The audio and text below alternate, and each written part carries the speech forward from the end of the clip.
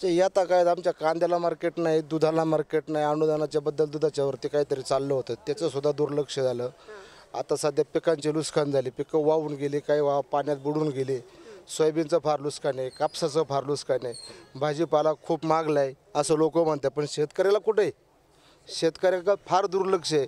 कुठल्याच आमच्या साकोरपाडा भागामध्ये कुठंच पंचनामा नाही. अजून तर त्यांनी काहीच केलं नाही. खताळ पाटलांनी अजून तर काहीच नाही. त्यांनी काहीच केलं नाही अजून. अजूनपर्यंत काय तसे आले, त्या सुविधा तुमच्यापर्यंत त्यांनी पोहोचवल्या नाहीत खटाळ. अजून काहीच नाही. नमस्ते काका.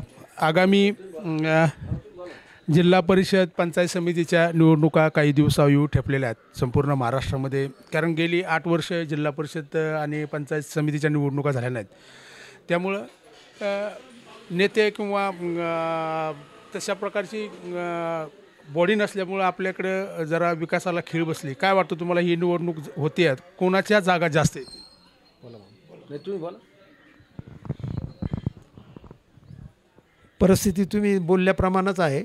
कारण 8 वर्ष झाले सगळं बॉडी बरखास्त करून त्या ठिकाणी शासन नियुक्त कारभार चालू आहे. शासकीय कारभार चालू आहे. वस्तुस्थिती खरी आहे.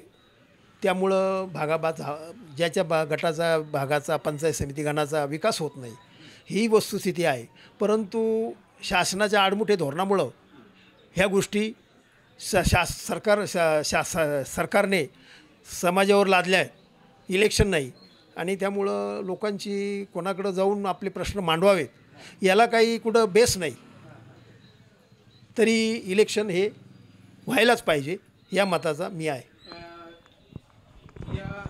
तुमच्या तालुक्याचे माजी मंत्री माजी आमदार बाळासाहेब थोरात यांच्या माध्यमातून त्यांचा पराभव झाला. काय वाटतं तुम्हाला? त्यांचा पराभव तुम्हाला अपेक्षित आहे, अनपेक्षित आहे, किंवा काय षडयंत्र किंवा अजून काय काय त्यांनी कामं केली नाही? तुम्हाला काय वाटतं? नाही, वस्तुस्थिती त्यांचा पराभव झाला ही वस्तुस्थिती आहे.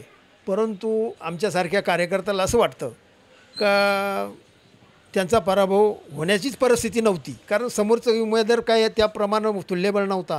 परंतु एक त्यांच्याकडं हवेचा असं आहे का लाडक्या बहीण योजनेचं असे लोकांचे जे भूलथापा करून किंवा असे जर शासनाचे ज्या योजना आहेत आणि त्या राबवायच्या ऐन इलेक्शनच्या तोंडावर त्याचे परिणाम समाजाला भोगावं लागतात. आता बघा, आता मागच्याच 2 दिवसापूर्वी लाडक्या बहिणीला 45,000 कोटी ह्या एका वर्षात वाटल्या गेले. मग आता हा पैसा तिकडं जर वाटला नसता तो समाजाला विकासात्मक कार्य करण्यासाठी वापरताच आला असता. परंतु महिलांना लाडक्या बहिणींना दिल्यामुळं तो पैसा नाहक वाटल्या गेला. दुसरी गोष्ट आहे की तुमच्या तालुक्यामध्ये जे सहकाराचं जाळं 40 वर्षापासून एक रोपटं लावलं आहे, त्या रोपट्यामध्ये अनेक तुमच्या गावचे युवक नोकरीला लागलेले आहेत असं आम्हाला समजतं. ती काय होईना काय असतील ते असतील XYZ. परंतु बाळासाहेब थोरात यांचं कामकाज कसं होतं आणि त्यांच्याविषयी तुमचं मत काय? अगदी व्यवस्थित प्रश्न आहे हा. बाळासाहेब थोरातांच्या माध्यमातून आपल्या भागामध्ये शाळा आहे, इंजिनिअरिंग कॉलेज आहे, मोठमोठाले कॉलेज आहे, मेडिकल कॉलेज आहेत. आणि ह्या कॉलेजेसमध्ये जरी बाहेरची मुलं येऊन शिकत असतील तरी परंतु आपल्या भागातील मुलांना प्राधान्य देऊन तिथं शिकवलं जातं. याचा फायदा निश्चितच भागातील तरुण वर्गाला झालेला आहे.